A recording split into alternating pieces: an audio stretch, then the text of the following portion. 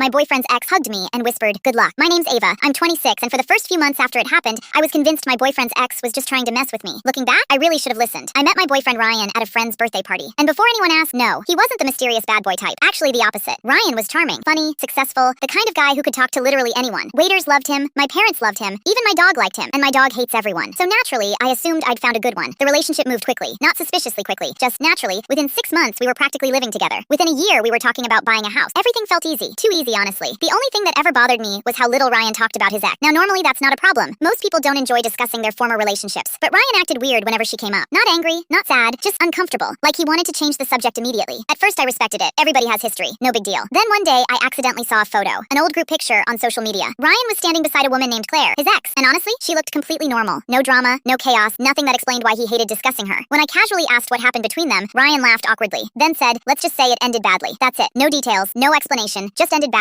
Okay then. A few months later, one of Ryan's friends got married, and apparently Claire was invited. Fantastic, because nothing makes a wedding more relaxing than meeting your boyfriend's ex. I spent an hour picking an outfit, another hour overthinking everything, and by the time we arrived, I was already exhausted. The wedding itself was beautiful. Everything seemed normal, until I saw her, Claire, and immediately something felt strange. Not because of her, because of Ryan. The second he noticed she was there, his mood changed. Immediately, he became tense, distracted, nervous, which honestly made me nervous too. At one point, I jokingly asked, "Are you scared of her or something?" He didn't laugh at all. That should have been my first clue. Later that evening, I ended up alone near the dessert table, and suddenly Claire walked over. Just the two of us. Here we go. I expected awkwardness, maybe hostility. Instead, she smiled, a genuinely friendly smile. Then she hugged me, which completely caught me off guard. And as she pulled away, she whispered, "Good luck. That's it. Good luck." Then she walked away, like some kind of movie character delivering a warning before disappearing into the fog. I stood there completely confused. Because what does that mean? Good luck with what? The relationship? Life? The cheesecake selection? Be specific. The rest of the night, I couldn't stop thinking about it. Eventually, I told Ryan. The second I mentioned it, his face changed. Not dramatically, but enough. "What exactly did she say?" I repeated it. His jaw tightened immediately. Then he muttered, "That's ridiculous," and refused to discuss it further, which only made me more curious. For weeks, I kept wondering about it. But eventually, life moved on. Work got busy. Ryan and I got more serious. The weird comment faded into the background, at least until 6 months later. That's when I started noticing little things, tiny things that didn't seem important individually. But together, different story. Ryan lied constantly. Not big lies, small lies, pointless lies, the kind that made no sense. He'd tell me he was at the gym, then mention later that he'd actually been shopping. He'd say he'd never watched a movie, then quote scenes from it. He'd tell stories differently depending on who was listening. Nothing huge, just enough to make me question things. Then I noticed something else. Nobody in his life ever seemed surprised by it. His friends would exchange looks. His sister would roll her eyes. People acted like they were used to it. And honestly, that bothered me more than the lies themselves, because suddenly I started wondering, what else is everyone used to? Before I continue, if you're enjoying the story, please like and follow. We always post full stories here because I know how annoying it is when creators only post half the story and never finish it. We're still a small account, so your support genuinely helps us grow. Drop a comment and let me know what you think so far. Thank you. Anyway, back to the story. About a year into